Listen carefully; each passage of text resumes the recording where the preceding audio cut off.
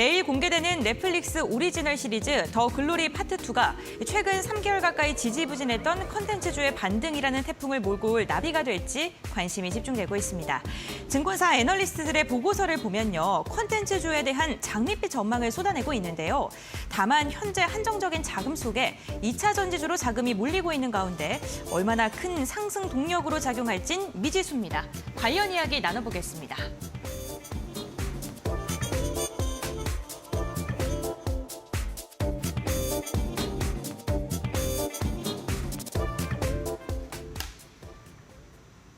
네, 오늘 12시죠. 내일 더글로리가 이제 또 공개가 되는데 과연 콘텐츠주의 반등을 이끌 수 있는지 주역이 될 수 있을지 많은 분들께서 궁금해하실 것 같습니다. 주식와이프님의 의견을 들어보겠습니다. 어떻게 바라보세요?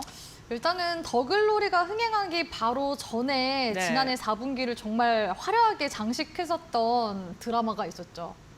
재벌집 막내 아들. 아, 정말 재밌게 봤죠. 네, 그리고 네. 바로 이어서 이제 넷플릭스 쪽에서 바톤 터치를 받아서 지금 더글로리가 개봉하자마자 전체 세계 넷플릭스에서 이제 9위에서 5위까지 단숨에 올라가고 우리나라에서도 지금 이 더글로리 열풍이 지금 장난이 아닙니다. 이 더글로리를 쓴 작가님 굉장히 유명하시죠. 김은숙 작가님.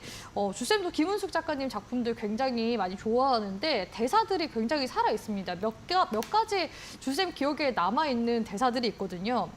나 너 좋아하냐? 부터 시작해서 이 안에 너 있다.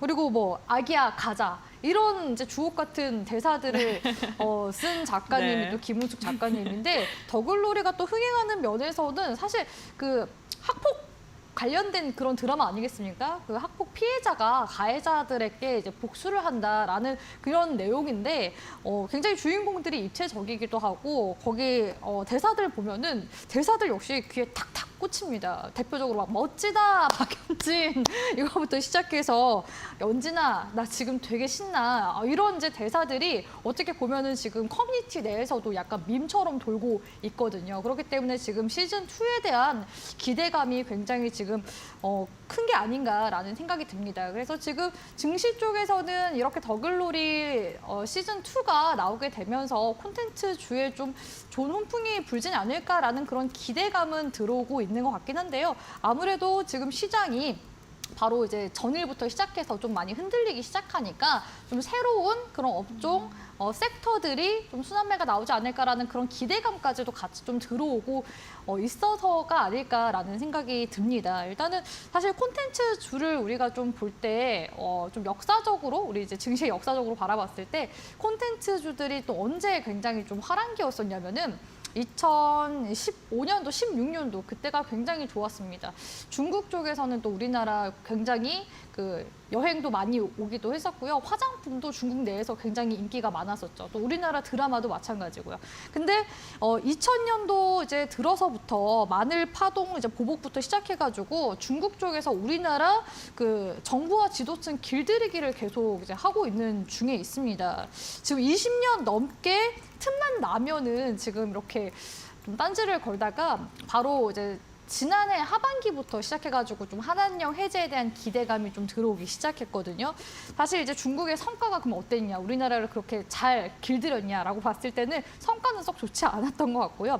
반도체 등의 핵심 업종 관련해서는 전혀 이제 손도 대지도 못했고 또 눈에 뭐 확 띄면서 좀 자극성이 있는 그런 이제 업종들에 대해서는 이제 엔터테인먼트나 뭐 관광, 화장품. 근데 초반에는 역시나 좀 피해가 있었지만 이게 어떻게 보면 우리나라 콘텐츠 기업들로서는 좀 전화위복의 기회가 됐던 게 아닌가. 이렇게 원래 하지 말라고 하면은 더 하고 싶은 그런 느낌이 있잖아요. 그런 것처럼 오히려 이제 중국 쪽에서 하도 막다 보니까 중국의 이제 외부적인 주변 국가들을 우리나라 콘텐츠 기업들이 좀 공략을 하기 시작했고 기존에 2015년도까지만 해도 수출 대상국이 한 51개국밖에 안 됐다면 지금 2021년도 말에는 148개로 지금 늘어난 상황이거든요. 그래서 우리나라 콘텐츠들이 넷플릭스를 이제 기점으로 해서 워낙 지금 글로벌 다수 국가들의 입소문을 타고 그러다 보니까 지금 중국 쪽 내에서도 K 콘텐츠에 대한 호감도가 오히려 더 증가해서 지금 5년 사이에 80%에서 90%포인트 정도 호감도가 상승했다고 합니다. 그래서 지금 이렇게 또 한한령 해제에 대한 기대 기대감까지도 좀 들어와주고 있는 상황이기 때문에 우리나라 콘텐츠주들 이제 또 다시 중국 시장 공략 해볼만하다라고 보여지고요. 우리나라 사실 이 K 콘텐츠 같은 경우에는 가성비가 또 좋기로 굉장히 또 유명하기도 하죠. 해외 드라마에 비해서 제작 비용이 굉장히 좀 메리트가 있습니다.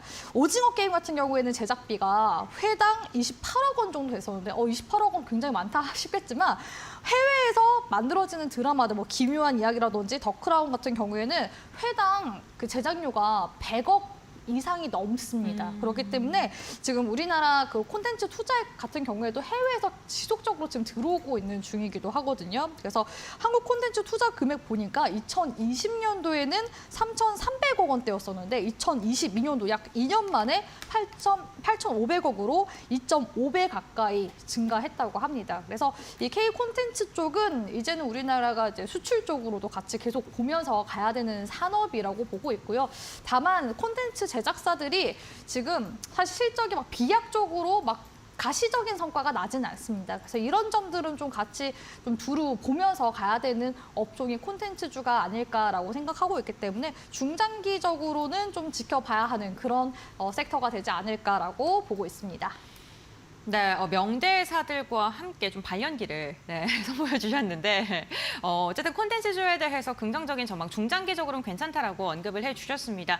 이영재 전문가님께서는 또 콘텐츠 관련주들 어떻게 보시는지 궁금합니다. 일단은 네. 이번에 나온 더글로리 2는 흥행을 하겠죠.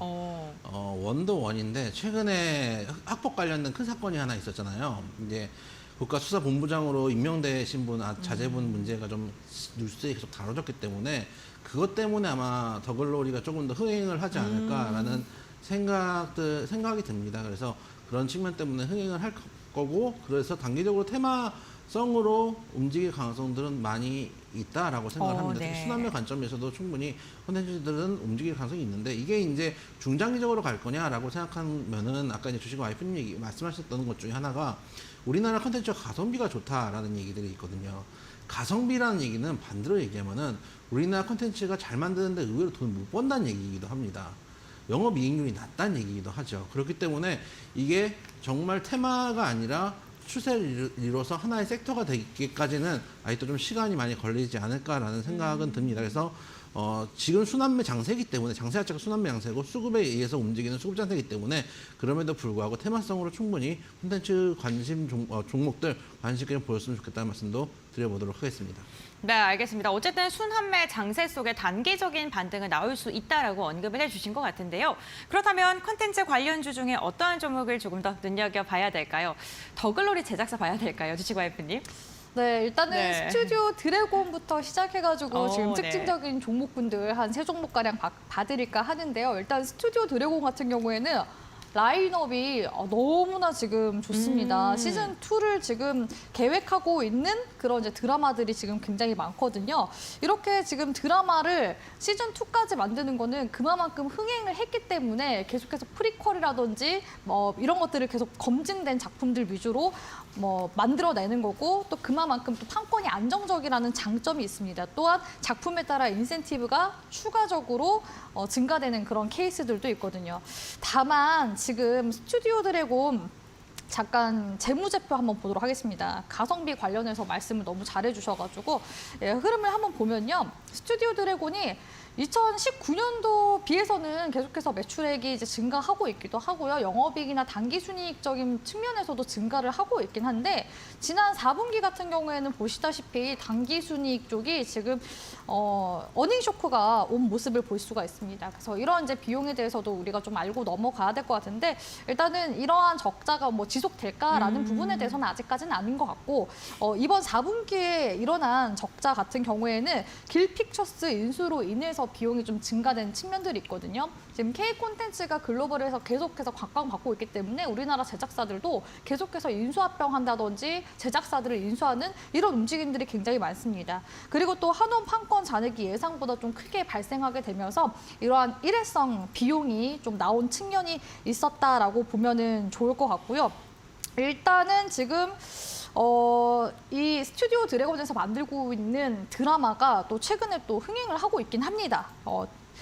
일타 스캔들, TVN 드라마죠. 일타 스캔들이 지금 전도연 씨 그리고 정경호 씨 주연의 드라마인데 지금 시청률이 15%가 넘어간다고 합니다. 그래서 항상 첫 출발이 또 반 이상 차지하기 때문에 스타트는 일단은 굉장히 좋았다라고 보여지고요. 스튜디오 드래곤 같은 경우에는 지금 넷플릭스와 재계약도 지금 나선 상황이거든요. 그래서 지난해 계약 수준의 이제 작품 제작에 또 합의한 것으로 알려지기도 했었고, 만약에 업계에서 이렇게 넷플릭스와 동시 방영작의 경우에는 넷플릭스 판권까지 반영이 되면 작품 마진이 역시 좀 20% 이상 남게 될 가능성이 높습니다. 그래서 스튜디오 드래곤이 아무래도 대형주이기도 하고 가장 좀 대장격으로서의 그런 역할을 하기 때문에 최근에 스튜디오 드래곤의 이제 주가를 보시다시피 반등세 잘 나와주고 있는 편이긴 하거든요. 그래서 스튜디오 드래곤은 일단은 그 더글로리 이후에 주가 움직임도 좀 기대는 해볼 수 있을 것 같다라는 생각이 듭니다. 그래서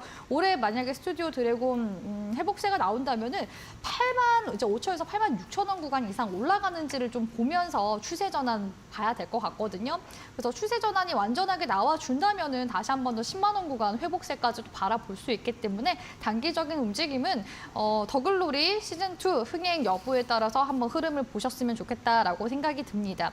그리고 이제 두 번째 종목 같은 경우에는 스튜디오 드래곤의 최대 주주죠. CJ E&M 한번 봐드리고 싶은데 CJ E&M 같은 경우에는 최근에 상황이 그렇게 썩 좋지는 않습니다. 역시 재무적으로 한번 보자면요. 매출액은 이제 증가했지만 영업이익이 줄어들었고요. 당기 순이익도 적자가 좀 크게 발생했습니다.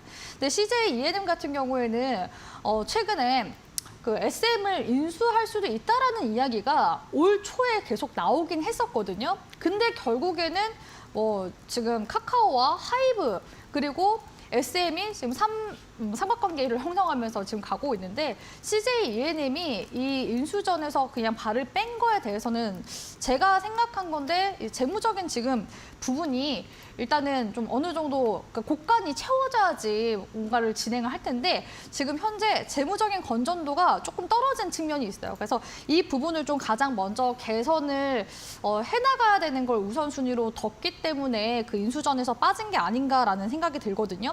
일단 4분기 실적 같은 경우에는 미디어 부문이 적자가 좀 있었습니다. 그래서 어닝 쇼크가 있었고요.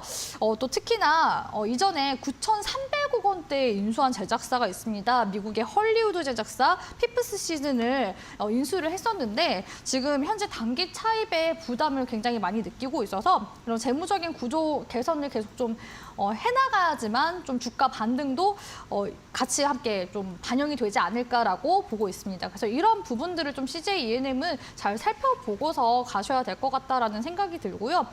주가 흐름 한번 보시면은 이전에 주가가 19만 원 선 정도까지 2021년도 상승세에 나오고 나서 약 1년간 하락세로 돌아선 모습입니다. 그리고 나서 사실 그 이후에는 좀 주가가 돌아갈 만한 그런 뭔가 이슈가 딱 있진 않았지만 그래도 12월 달부터 시작해서 한한령 해제에 대한 기대감이 이제 미디어 콘텐츠 주들에 이제 들어오기 시작한 시점에서부터 좀 반등이 나와주기 시작했거든요.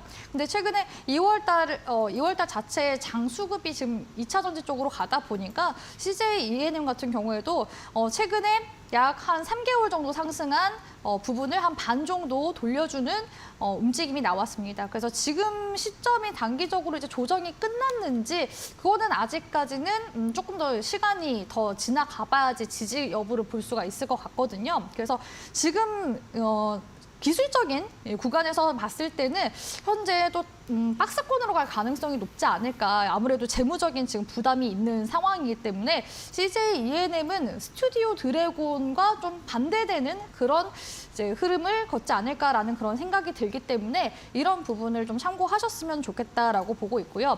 마지막 종목 같은 경우에는 콘텐츠리 중앙 이 종목을 한번 봐드리고 싶은데 일단 콘텐츠리 중앙 같은 경우에는 기관 쪽에서 바라보는 전망들이 굉장히 좋습니다. 드라마 같은 경우에는 킹더랜드라든지 힘센 여자 강남순, DP 시즌2가 지금 예견이 되어 있는 상황이고요. 그리고 영화 같은 경우에는 대표적인 또 범죄도시 3가 올해 기대작으로 라인업을 탄탄하게 지금 구성하고 있는 중이기도 합니다. 콘텐츠 중앙이 역시나 재무적으로는 아직까지는 흐름이 완전히 뭐 흑자 전환으로 돌아서지는 않은 모습이에요. 왜냐하면 계속해서 콘텐츠 쪽에다가 힘을 좀 싣고 계속해서 투자를 해나가고 있는 상황이기 때문에 단기 순이익적인 부분들도 지난해 영업 적자가 좀 심했습니다. 하지만 그 콘텐츠적인 그런 성과에 대해서는 사실 지난해 재벌집 막내 아들이 굉장히 좀 흥행을 한 측면이 있었고요. 또 극장가 같은 경우에는 그동안 콘텐츠리 중앙이 메가박스 영화관을 아마 운영을 하고 있을 겁니다. 그래서 그동안의 코로나 팬데믹으로 인해서 이렇게 좀 적자된 부분들이 지난해 아바타 물의 길이 흥행을 좀 하면서 어느 정도 좀 극장가 분위기가 좀 살아나는 분위기거든요. 그래서 이런 부분들 좀 같이 봤으면 좋겠는데 이전만큼 사실 지금 영화 쪽 기업들이 매출이 완전히 다 회복하지는 않은 상황입니다. 그래서 이런 것들도 같이 함께 좀 봐야 될 것 같다라는 생각이 들고 그래서 콘텐츠리 중앙은 단순히 제작 뭐 이런 것들을 넘어서 영화관 관련 종목들로서도 같이 함께 흐름을 보셔야 되는 그런 기업이지 않나라고 생각을 합니다. 그리고 지금 매출 회복이 되지 않는 이유들이 JTBC 채널의 드라마 방영 회차가 지금 많이 감소가 되어 있는 상황이거든요. 그래서 지금 제작 매출 자체가 감소한 그런 상황이라고 합니다. 그래서 이런 부분들 좀 참고해 봤을 때 콘텐츠리 중앙이 더글로리 2로 지금 스튜디오 드래곤이 아무리 상승한다고 해도 스튜디오 드래곤만 지금 상승세가 나올 가능성이 높다는 거거든요. 그래서 지금 주가상으로도 같이 함께 좀 보도록 할 텐데 지금 콘텐츠리 중앙이 데드크로스가 한 2번 정도 지금 기술적으로 떠져 있는 상황입니다. 그래서 제가 봤을 때는 쌍바닥 구간까지는 한번 쳐주면서 반등 나오는지 봐야 할 것 같거든요. 근데 그 쌍바닥이 형성이 되려면은 21,000원대 정도까지는 더 떨어져야지 반등이 나올 가능성이 높아요. 만약에 지금 구간에서 좀 살아난다 한다면은 25,000원 부근까지는 주가가 좀 올라오는 걸 보면서 저점을 높이는 흐름이 나오는지를 봐야 될 것 같거든요. 그래서 지금 전반적으로 봤을 때 일단은 기관 쪽에서는 지금 극장 부분 같은 경우에는 실내 놀이터 사업들 이런 부분들도 시너지가 있을 가능성이 높고 또 동시 방영 편수도 지금 증가가 될 예정이기 때문에 이런 부분들을 조금 더 긍정적으로 봐라라는 부분들이 있어서 참고는 해볼만 하지만 주셈 관점에서는 이 세 종목들 다 통틀어 봤을 때 그나마 지금 스튜디오 드래곤이 좀 선방하는 움직임이 나오지 않을까라고 총 정리해서 말씀드리도록 하겠습니다.